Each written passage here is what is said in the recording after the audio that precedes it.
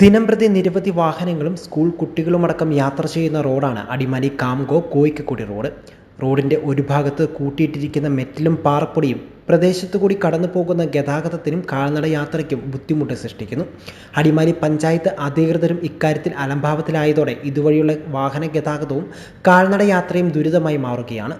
പൊതുമരാമത്ത് വകുപ്പിന്റെ അധീനതയിലുള്ള റോഡിൽ 6 മാസങ്ങൾക്ക് മുമ്പാണ് ഓട നിർമ്മാണത്തിന്റെ ഭാഗമായി മെറ്റലും അനുബന്ധ സാമഗ്രികളും ഇറക്കിയിട്ടത്.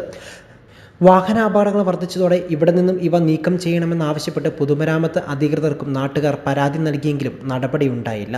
നമ്മുടെ കാംകോ ജംഗ്ഷനിൽ നിന്ന് മണ്ണാങ്കാളിക്ക് പോകുന്ന പോക്കറ്റ് റോഡ്, ആ റോഡിൽ സൈഡിലായി കൂട്ടിയിട്ടിരിക്കുന്ന മണലും മിറ്റലും യാത്രക്കാർക്ക് വളരെയധികം ക്ലേശമുണ്ടാക്കുന്നതാണ്.